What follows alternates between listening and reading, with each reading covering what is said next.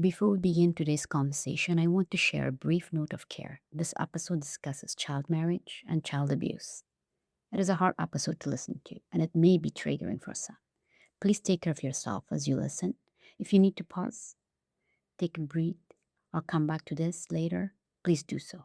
Your well being comes first. Now we're going to start with our conversation. Today we are walking into a room that has been locked for generations. We are talking about child marriage. For a long time, our society has treated this as a private matter, or a tradition, or a cultural problem. But today, we are going to be brave enough to call what really is the end of childhood. It is child abuse. I don't speak about this as an outsider.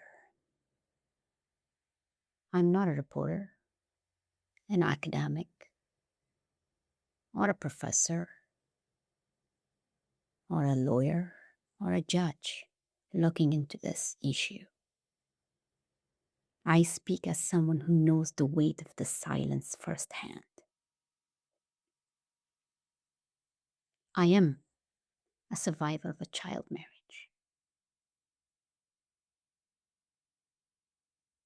I know the feeling of having your choices traded away before you even knew you had them. It changed the trajectory of my life. It reshaped my entire world. And while it changed me, it did not break me.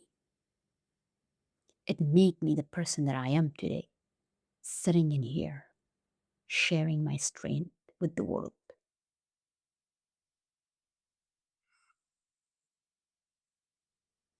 People often ask, what gives me the strength to speak out? Or why I'm so committed to shifting the narrative for our community? Or why I'm working so hard I need to rest, take a break? The truth is, I do this because I know what it's like to have no one standing in the gap for you. I choose to become the voice once I needed to hear. My survival gave me the eyes to see the silent pain in others and the heart to advocate for those who are still walking through the fire and suffering in this oppression.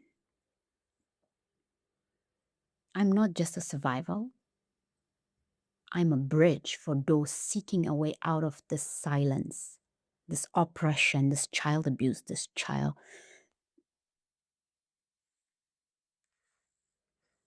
To those who have lived this story,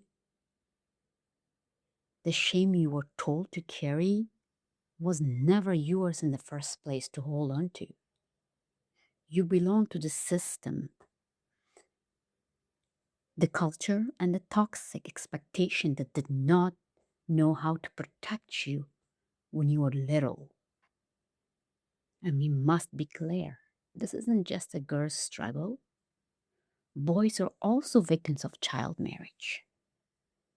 They are forced into a role of a father in an age where they are still children themselves. We see young people pushed into a life they aren't ready for. And in many cases, young girls are being married to men the age of their grandfathers. That makes me sick in my stomach. That is still happening. And we're still allowing this to happen. This isn't this isn't this is not just an Afghan problem. This is happening worldwide, in the West, in the North, in the South. It's everywhere. We have normalized it. When people try to speak, their voices are silenced. So, my question to you, to the audience, to the community, and the society in general is this: when are we going to move from the talk to action? When are we going to stop blaming each other each other, each other's culture, or making it an issue to a specific part of the world. When we are going to sincerely hold those accountable by changing laws and policies, it is no one's job. It takes a village. We are all in this together. Moving beyond shame means looking at our most painful traditions and asking, is this helping us flourish? Or is it keeping us in the dark? We have to ask ourselves, where did this normalization of pain begin? To understand why our homes become places of control and silence, we have to look at the shadow that has followed us across borders. In my next episode, we are going to look at the scars we don't see, the impact of war on our families, and the intergenerational trauma we carry in our DNA. Stay with me, be with me. In our next segment, we are going to talk about how we can start to redefine what strength is, on what strength actually looks like in our homes, and how we can heal together, not just as a families, but as a society. We can all create that psychological safety. Thank you for listening to my truth.